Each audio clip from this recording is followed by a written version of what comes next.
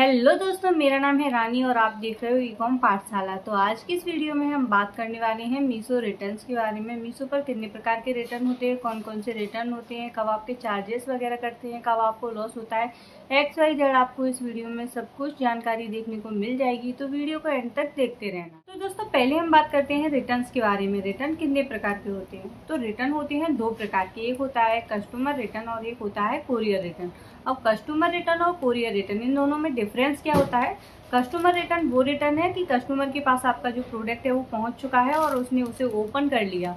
अब हो सकता है उससे आपके प्रोडक्ट की क्वालिटी अच्छी ना लगी हो सकता है आपको उस कस्टमर को उसका प्राइस महंगा लग रहा हो सकता है उसे वो प्रोडक्ट चाहिए ही नहीं था और उसने ऑर्डर कर दिया। कुछ भी रीज़न हो सकता है उसे रिटर्न करने का, यानी कि आपका प्रोडक्ट कस्टमर के पास पहुंच चुका है और उसने उसे रिटर्न कर दिया। तो इसका मतलब है ये रिटर्न कस्टमर रिटर्न है।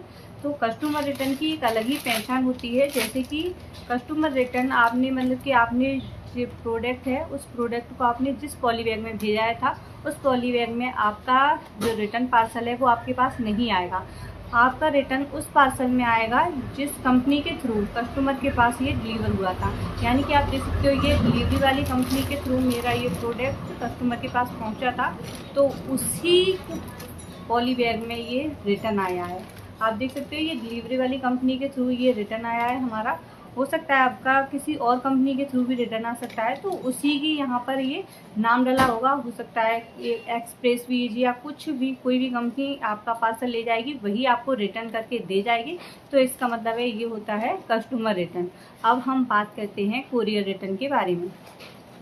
कोरियर रिटर्न वो रिटर्न है जैसा आपने पहुंचाया था वैसा ही आपके पास आएगा, यानी कि कस्टमर के पास पहुंचने से पहले ही अगर ऑर्डर कैंसिल हो जाए, हो सकता है उसने एड्रेस गलत डाला हो, कुछ भी रीज़न से अगर बीच में ही ये पार्सल आपके पास रिटर्न आता है, कस्टमर के पास ये पार्सल नहीं पहुंचा और रिटर्न आ जाता है, तो ये होता है कोरियर रिटर्न। तो इस अब समझ चुके होंगे कि कोरियर रिटर्न और कस्टमर रिटर्न इन दोनों में डिफरेंस क्या होता है।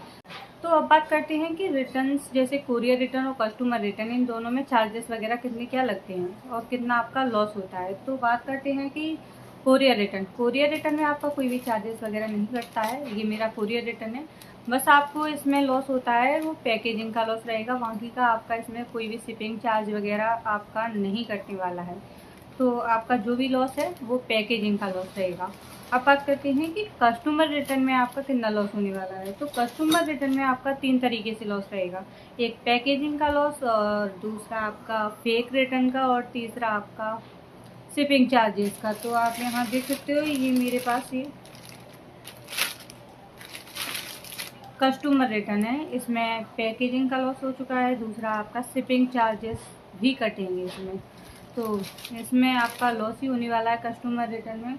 और ये आप देख सकते हैं ये मेरा पार्सल है, हमने कुछ और ही कस्टमर को भेजाया था और ये हमारे पास कुछ और ही आया है, ये फेक रिटर्न आया है। तो फेक रिटर्न का भी आपको लॉस हो सकता है और हालांकि इसका क्लेम भी कर सकते हैं मीशो पर, बट 50% आपको क्लेम अप्रूवल हो भी सकता है और 50% इसे रिजेक्ट भी कर देते हैं।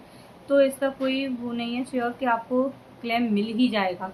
तो इस तरीके से आपको लॉस हो जाता है कस्टमर रिटर्न में, और हालांकि कुरियर रिटर्न में आपका कोई भी लॉस नहीं होता है पैकेजिंग के अलावा। तो आई होप आप समझ चुके होंगे रिटर्न्स के बारे में। अगर कोई भी डाउट हो तो आप हमें कमेंट बॉक्स में कमेंट करके पूछ सकते हो। तब तक के लिए राधे राधे।